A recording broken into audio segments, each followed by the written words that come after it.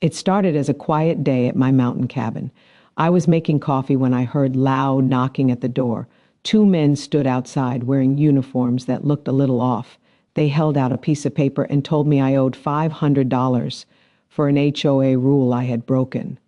Right away, something felt wrong. Their badges looked cheap, their paperwork looked fake, and the way they talked sounded like they were reading from a script. But things got serious fast when one of them suddenly grabbed my arm and told me I had to go with them if I didn't pay. That was the moment they made their biggest mistake. They thought I was just some guy in a cabin. They had no idea I was actually the police chief. Before I tell you what happened next, tell me where you're watching from. And please hit subscribe for more stories where the good guys always win. It started as a quiet day at my mountain cabin, one of those peaceful mornings when the world feels far away. The sun was rising slowly behind the tall pine trees, casting long shadows across the wooden porch. I had just poured myself a cup of hot coffee and was enjoying the smell of fresh forest air when a sudden, hard knock slammed against my front door. It wasn't a normal knock. It was loud, sharp, and aggressive, like someone trying to break in rather than say hello. My heart jumped a little. Visitors were rare up here, and the few neighbors I did have would never knock like that. I set my coffee down and walked toward the door. As soon as I opened it, I felt something was wrong. Two men stood outside wearing uniforms, but nothing about them looked professional. Their shirts were wrinkled, their badges hung crooked, and their belts didn't match each other or even their own uniforms. The shorter man kept shifting his weight like he was nervous. The taller one stared at me too confidently, as if he was trying to act like someone important. "Morning, sir," the tall one said, though his tone didn't sound polite. "You're being fined $50 for breaking an HOA rule." He shoved a piece of paper toward me. I took the paper and looked at it. The logo at the top was printed badly, the text was blurry, and there were spelling mistakes all over it. No real government or real HOA would ever send something like this. "What HOA?" I asked calmly. "There is no HOA here in the mountains." The two men exchanged a quick look. It was fast, so fast they probably didn't think I noticed, but I did. The shorter man cleared his throat and said, "It's a new rule. You didn't cut your grass, so you owe $50. Cash only. Cash only." That was another red flag. The taller man leaned closer. "It's easier if you just pay. We don't want any trouble." Today, I studied their faces. Their expressions didn't show authority, they showed fear. Their badges looked like something ordered online. Their boots were dirty in a way that didn't match police work but matched hiking through the woods. And their paperwork, well, any real officer would have been embarrassed to hand that out. My instincts were telling me one thing: these men were not real cops. I kept my voice calm. "I'm not paying anything until you tell me who sent you." That question annoyed them. The tall man's jaw tightened. The short man looked everywhere except at me. For a moment, none of them spoke. Then everything changed. The tall man suddenly reached out and grabbed my arm. His fingers dug into my jacket sleeve, gripping hard enough to warn me he wasn't playing around. "You're coming with us," he said. "Right now." The short man nodded quickly, as if he was trained to follow the tall one's lead. "If you don't pay, we take you in." I didn't move. I didn't pull away. I just stared at him. Inside, I wasn't scared. I was angry. Not because they had grabbed me, but because they were stupid enough to try it. They thought I was just a regular guy living alone in a quiet cabin. They thought I would panic and hand them money. They thought they could bully me the same way they'd probably bullied others. But they had just made the biggest mistake of their lives. With my free hand, I slowly reached into my coat. The tall man stiffened, maybe expecting a weapon. But when I pulled out my badge, my real badge, the color drained from his face. The short man stepped back so fast he almost tripped over his own feet. You're law enforcement?" he stammered. I held the badge up. "I'm not just law enforcement," I said. My voice was calm, steady, practiced. "I'm the police chief of this county." Silence fell over the porch.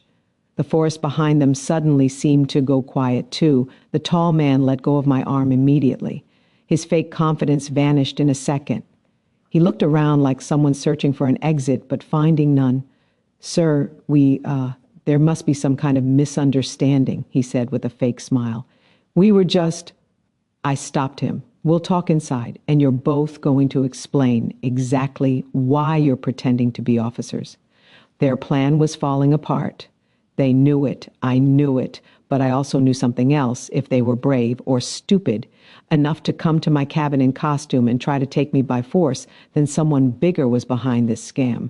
Someone out there was running a fake HOA operation, and these two were only the beginning. The moment my badge caught the light, the entire mood shifted. The tall man's grip on my arm loosened instantly, like he'd just touched something burning. The short man stepped back so fast that his boot slipped on the wooden porch, and he had to grab the railing to steady himself. You're law enforcement?" the short one asked, his voice almost cracking. "I'm the police chief," I said. My tone was calm, steady, and confident, something they clearly didn't expect. "So let's make this simple. Who sent you here?" The men froze. Their eyes darted toward each other, sending silent messages I couldn't fully read, but I recognized the look. It was the same look suspects gave each other in interrogation rooms when they weren't sure who should talk first. The same look people shared right before they ran. They weren't confused. They weren't lost. They were scared. The tall man tried to gather himself. He straightened his shoulders, lifted his fake badge, and forced a smirk onto his face. He stuttered. "This is just a misunderstanding. Stop." That one word was enough. My voice changed, not angry, not loud, but sharp and commanding. The kind of voice that came from decades of dealing with real criminals. "Turn around." Hands where I can see them, they hesitated. That hesitation told me everything I needed to know. No real officer would freeze at a lawful command. I stepped closer. Now, the two men finally obeyed. Slowly, almost unwillingly, they lifted their hands and turned around. Their breathing was loud, heavy, and unsteady. The taller man's fingers were shaking. The shorter man kept glancing at the trees like he was searching for an escape path. I reached for my radio, but when I pressed the button, all I heard was static. Thick forest, tall mountains, and distance from the service tower, the perfect combination for a dead signal. Backup wasn't coming quickly, at least not without some help. That meant I needed to keep control until I had a way to call it in. "Inside," I said, pointing toward the cabin door. "We're going to talk." They turned around slowly, their eyes wide. The taller man finally spoke, his voice uneven. "Sir, we don't want any trouble." "You already made trouble," I said. "Now move." They stepped through the doorway, and I followed closely behind, never letting them out of my sight. Even inside, they didn't look at the furniture or the room. They looked at the exits, the door, the windows, the back hallway. Their minds were working overtime, searching for any possible chance to run. I gestured to my table. "Sit." They sat. Their bodies were stiff, and their hands were locked together on the table as if holding themselves still would fix their mistake. Before I could even ask my first question, something happened that caught all three of us off guard. The shorter man's phone buzzed. Not a normal buzz. This one was sharp, rapid, repeated. Lick. Someone was calling again and again, urgently. He didn't answer it, but he made the mistake of glancing down at the screen, and the look on his face, pure fear. His skin went pale, his eyes widened, his lips parted slightly like he forgot how to breathe. He turned the phone over quickly, pressing it face down against his thigh, trying to hide whatever message or name had appeared. But I saw enough. Someone else was involved. Someone he feared more than being caught by me. Someone who clearly didn't want him talking. "Who was that?" I asked. Nobody," he said too quickly. My eyes narrowed. "Don't lie to me. Not now." His throat bobbed when he swallowed. It's personal." "No, it's not," I said. "That call scared you, and whoever's calling you doesn't want you here." The tall man shifted nervously. He wasn't looking at his partner. He was looking at the phone like it was a snake ready to bite him too. That told me everything. They weren't the leaders. They weren't masterminds. They were followers, workers for someone higher up. I leaned in slightly. "You two didn't come up with this scam. Someone sent you." Silence. The shorter man avoided my eyes completely, staring at the wall, the table, anywhere but at me. His knee bounced beneath the table uncontrollably. The taller man clenched his jaw, trying to stay tough. He cleared his throat. "We don't have to say anything." "That's true," I said. "But pretending you're real officers, that's a felony. Assaulting. A law enforcement officer? Even worse. And running a scam in my county, that's going to put someone behind bars for a long time." The shorter man flinched. Like the words hit him physically. "If you talk now," I added, "you might help yourselves." The tall man shook his head slowly. "You don't understand." "Then explain it," I said, but they didn't. Not a word. The fear in their eyes grew, not of me, but of whoever was calling that phone. Something bigger was happening. Something hidden behind the simple lie of a $50 fake fine. Whoever was behind this scam didn't expect the police chief to be sitting at this cabin. And they certainly didn't expect their men to get caught. But now the truth was starting to leak out through nervous breaths, trembling hands, and that buzzing phone they both feared. And I knew one thing for sure. This wasn't just a scam. It was a network, a plan. And the person behind it wasn't going to stay in the shadows for long. The shorter man's phone buzzed again, a sharp, fast vibration that cut through the silence of the cabin like a warning alarm. He tried to ignore it, but his eyes twitched toward the screen. Just for a second, that second was enough. I stepped closer. What was that? He shot up from his chair so fast it almost fell over.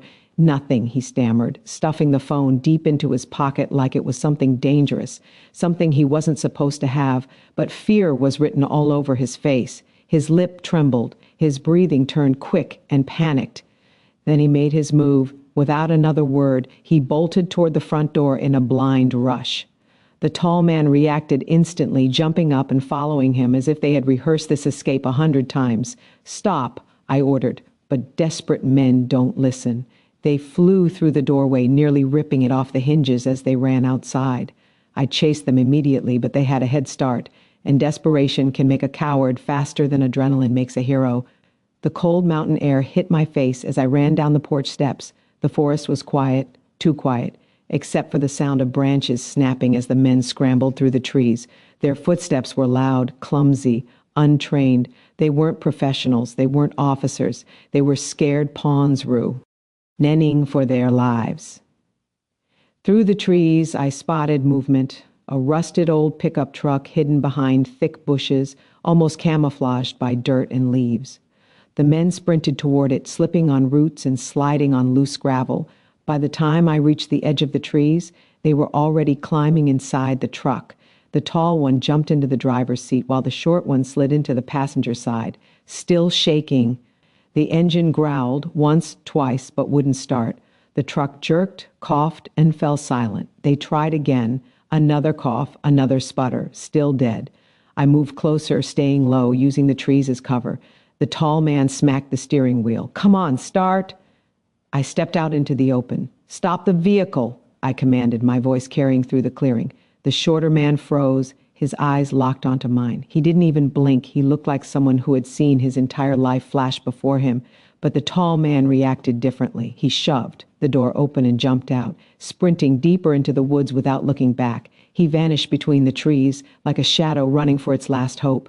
The shorter man didn't follow. He stayed in the passenger seat, hands shaking violently, breathing so fast it sounded like he might pass out. Slowly, I approached the truck. "Step out," I said. He nodded quickly and pushed the door open. When he stood, I saw tears forming in his eyes. His whole body trembled, not from cold, but from fear. "Please," he whispered, holding his hands up. "I didn't want to do this. I swear, he made me." "Who?" I asked. He looked over his shoulder toward the forest where the tall man had disappeared. "The man who runs all this. The guy behind the fake HOA," he said. "He controls everything up here." I studied him closely. Sweat dripped down his forehead despite the cold mountain air. His voice cracked every few words. This wasn't an act. This was genuine fear. Someone out there terrified him more than an arrest. More than jail. More than me. "Start talking," I said. "Who is he?" The man swallowed hard. "Everyone calls him Dalton. Mr. Dalton. He runs the fake HOA operation. He sends us out. He tells us which cabins to hit. He takes the money. We just collected." "How long has this been going on?" I asked. "A year, maybe more," he said. "He says it's easy money. Most people pay because they don't want trouble. But you," he shook his head. "He didn't expect you." The buzzing phone in his pocket buzzed again. He flinched violently. I held my hand out. "Give me the phone." He hesitated, looking torn between obeying me and fearing the person calling. But finally, he reached into his pocket and handed it over, his fingers trembling like he was handing me a lit explosive. The screen flashed with a name. "Dalton." A chill ran through me. "Is he watching you?" I asked. The man nodded slowly. "He has people everywhere in these woods. Cameras sometimes. Traps. He watches the cabins. He said if we fail, we're done." I looked toward the thick forest. The tall man was somewhere out there, probably running straight back to Dalton's hideout. which meant Dalton now knew everything. He knew his men had been caught. He knew I was involved, and he knew his scam was collapsing. I grabbed the shorter man gently by the arm, not like an enemy, but like someone pulling a frightened person to safety. "You're not done," I said, "but you will be if you stay loyal to Dalton. Cooperate with me and I'll protect you." He nodded quickly, too quickly, and tears rolled down his cheeks. "He's going to come after us," he whispered. "He doesn't leave loose ends." I looked at the phone, then at the dark forest. "Let him try," I said, because now this wasn't just about a fake $50 fine. It wasn't a simple SC anymore. This had turned into a hunt. And I wasn't the one being hunted. I was the one closing in. I guided the shorter man away from the truck and sat him down on a fallen log just a few feet from the clearing. The trees around us were tall and still, the air cold enough that I could see each breath he exhaled. His hands shook as he rubbed them together, not from the weather, but from terror. "Tell me everything," I said quietly. "Now." For a moment he didn't speak. He stared at the ground, his chest rising and falling too fast. Then his voice cracked as he finally answered. "There is no real HOA," he said. "This whole thing, it's a scam. A big one. Bigger than you think." I didn't move or interrupt him. "Sometimes silence opens people faster than pressure." He swallowed hard. "A man named Dalton started it last year. Everyone calls him Mr. Dalton. He's the one in charge. He decides which cabins we hit. He makes the rules. He keeps most of the money." His eyes darted toward the forest, as if Dalton himself might step out from behind a tree at any second. "How does it work?" I asked. "He prints fake notices, fake rules, fake fines, fake violation papers. Then he sends out people like us wearing fake uniforms. We knock, we scare the homeowner, we collect the cash." I raised an eyebrow. "Do people actually fall for it?" "Most," he admitted. "Dalton knows who lives alone, who's new to the area, who doesn't understand the mountain rules. Some folks pay just to make the problem go away. They don't want trouble." That explained the sloppiness, the cheap badges, the bad paperwork. It wasn't meant to stand up to real scrutiny. It was meant to scare good people into handing over money fast. "How many houses?" I asked. He hesitated. "Dozens, maybe more. And he's getting bolder." I leaned forward. "Meaning what?" "He wants to start charging bigger fines. 200, 5 Hugh. In dread. Maybe more. He says people will pay if the officers look real enough, if the threat sounds serious enough." I felt a slow anger rising in my chest. Not the loud kind, something colder, something heavier. Scammers who prey on isolated people, who use fear instead of weapons, who hide behind fake authority. Those were the ones who always thought they were untouchable. "And what does he give you?" I asked. "A cut," he said bitterly, "a small one, hardly anything. But if we refuse—" He stopped, his jaw trembling. "He threatens us, says the mountains have ways of making people disappear." I knew those mountains well. Trails that led nowhere, ravines hidden beneath old fallen trees, caves no one had mapped. If Dalton wanted to hide something or someone, he had plenty of places to do it. "So where is he now?" I asked. The man lifted a shaking hand and pointed deeper into the forest. "He has a base, a trailer, old, rusted, hidden behind the ridge. That's where he runs everything. That's where he's waiting." As soon as he said those words, a sharp rustling sound broke through the trees behind us. Both of us turned. The tall man, I saw a flash of movement, his dark jacket and heavy boots disappearing into the brush, moving fast, heading deeper into the woods, heading straight toward Dalton. If he reached Dalton, everything would change. Dalton would know I was here. He would know his men were caught. He would know the scam was collapsing. "I have to stop him," I said. "Wait." The shorter man reached out weakly. "If Dalton finds out I talked, he'll kill me." "You're not going back to him," I said firmly. His shoulders collapsed with relief and terror mixed together. I pulled a zip tie from my pocket and gently secured his hands. Not tight, not painful, just enough to keep him from panicking and running into danger. I attached the tie to a small tree trunk, giving him enough row. To sit, but not to flee. "I'm not leaving you," I said. "Backup will find you soon." He nodded, though his eyes were wet with fear. As I turned toward the forest, he called out softly, "Chief, be careful. Dalton isn't like us. He's smart. He's prepared. He knows these woods better than anyone." I didn't answer. I didn't need to. The forest ahead was thick, quiet, and cold. Shadows moved between the pines like they were breathing. The tall man's trail wasn't hard to follow. Broken branches, crushed leaves, and the frantic footprints of someone running for his life. I moved deeper into the woods, listening to every sound. The wind whistled through the branches. A crow called somewhere above me, and far away, maybe a half-mile out, I thought I heard something else, a generator humming, Dalton's base. The idea of someone building a criminal operation in my county, hidden behind trees and shadows, made my jaw tighten. And the fact that he had followers terrified into obedience told me he wasn't just a scammer. He was dangerous, but he had made a mistake today, a big one. His men chose the wrong cabin, the wrong target, the wrong person, and now I was coming for him. I picked up my pace, following the trail up the ridge. The higher I climbed, the louder the generator hum became. The forest began to thin, opening into a clearing where I could see something metal reflecting the sunlight.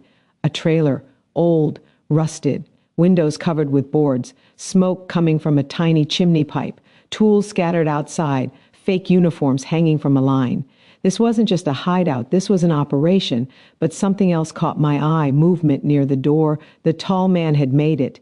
He was talking urgently to someone inside. Their voices were tense, sharp, panicked. Then a deep voice boomed from inside the trailer. "What do you mean the chief is here? Dalton."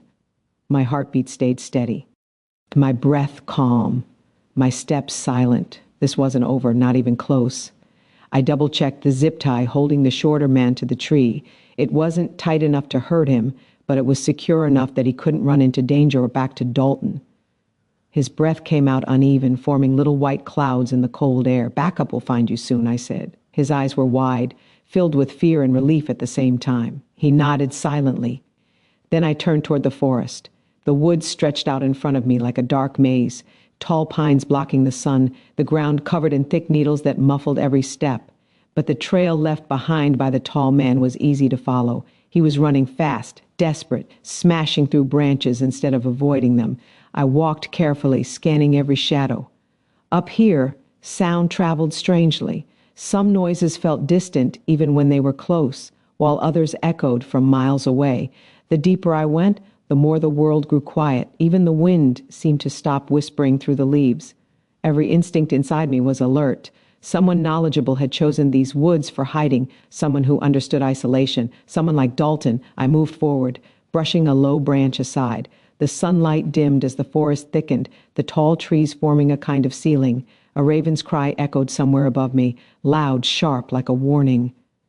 After 10 minutes of hiking the ridge, the trail leveled out. That's when I saw it. A clearing opened ahead, surrounded by trees so tall they looked like walls. In the center stood a rusted trailer. It leaned slightly to one side, one of its wheels sunken deep into the soil. Metal sheets patched the sides. A long cable snaked across the ground, connected to an old generator sputtering fumes. The generator hummed loudly, too loudly for a place that needed to stay hidden. The sound vibrated through the clearing, drowning out softer noises. Maybe that was the point. It masked everything inside. A thin trail of smoke rose from the small chimney, lights flickered behind the boarded-up windows, and faint voices floated out, quick, stressed whispers. I crouched behind a fallen log and listened. "He followed us," the tall man was saying. His voice shook more than before. A deeper voice responded, cold and angry. "How did you let that happen? I didn't know he was the chief." There was a loud slam. Something hit a table or wall. "So now he knows everything," the deep voice growled. "You idiots brought him to my doorstep. Dalton, the man behind, the fake HOA, the man controlling these woods, the man who scared his own men more than prison ever could."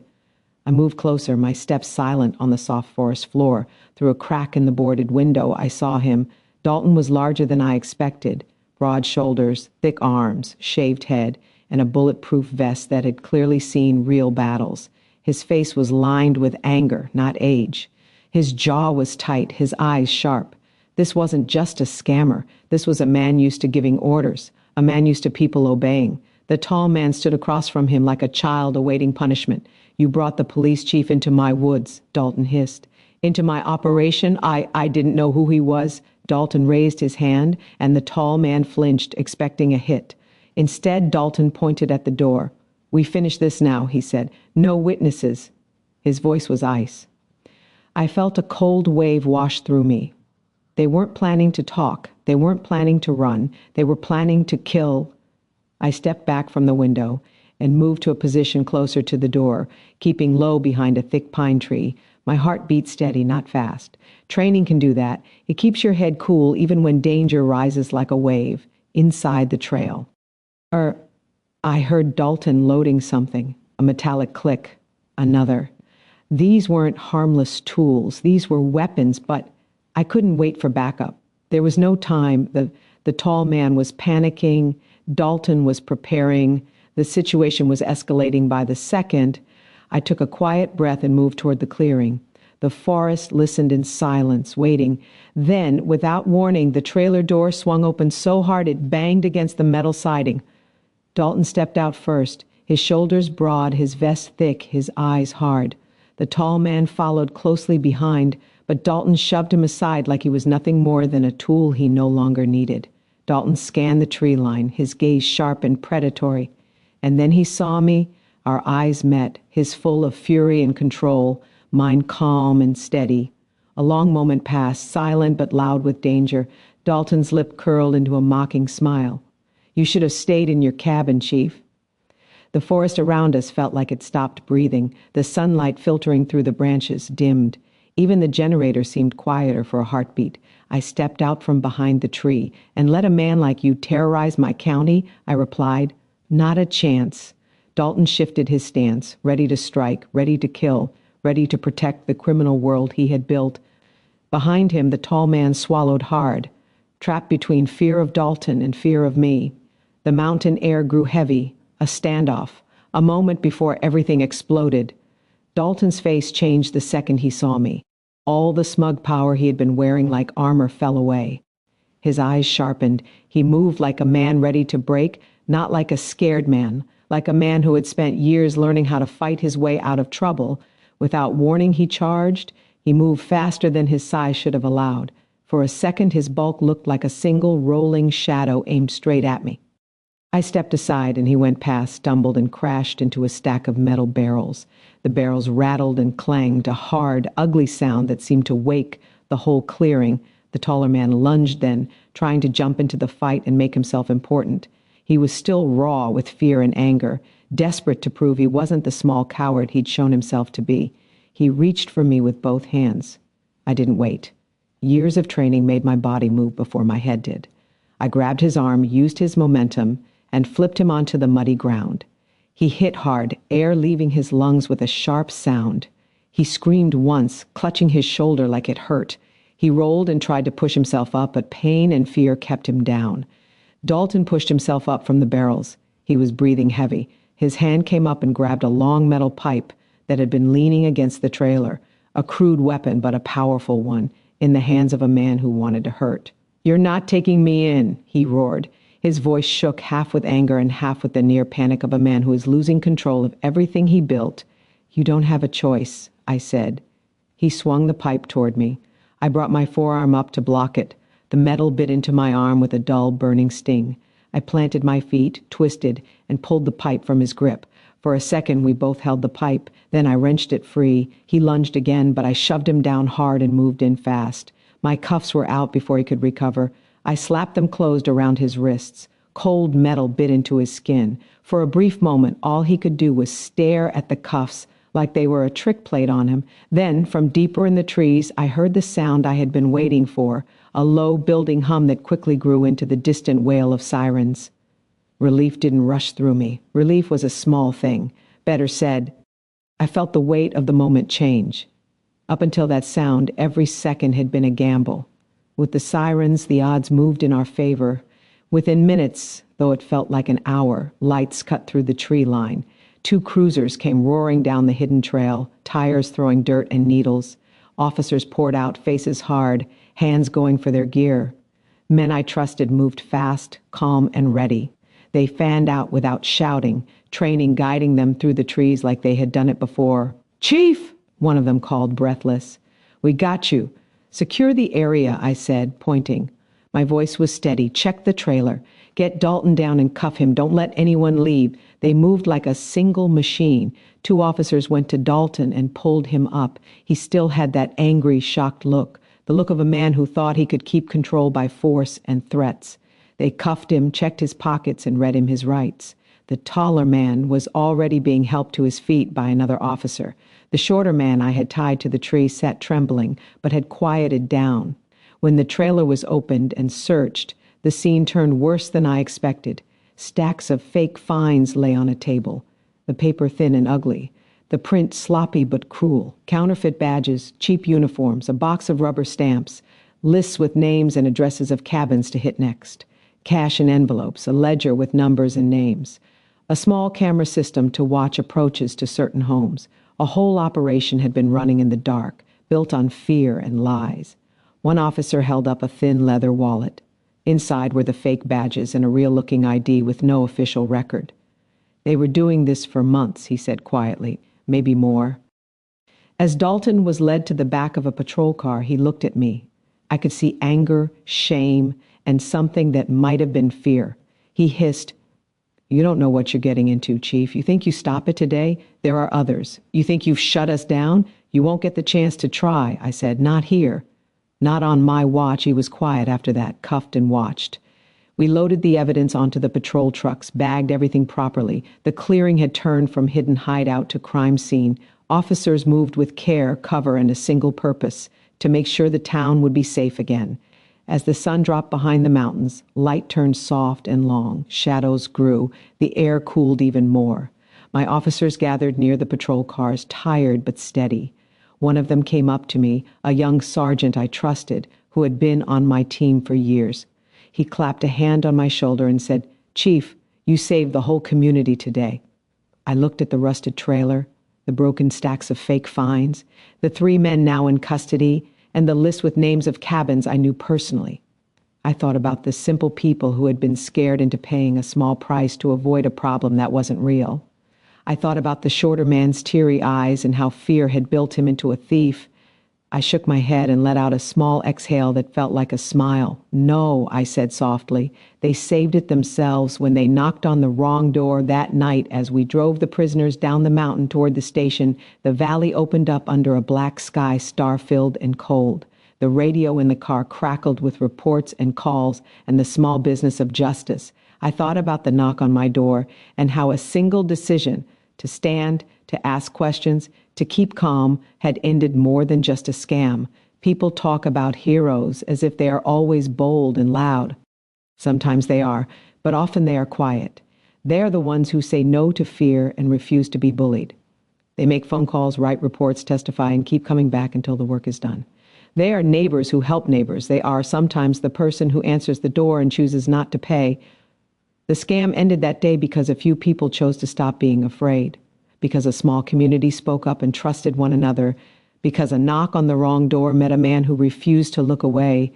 We locked the last of the evidence into the van and headed back down the dark road toward town. The sirens faded behind us like a promise, a warning to anyone who thought they could hide in the woods and use other people's fear to line their pockets. Justice had come to the mountains. It wasn't perfect, it wasn't clean, but it was real. And as the car moved through the night, I felt the mountains breathe a little easier,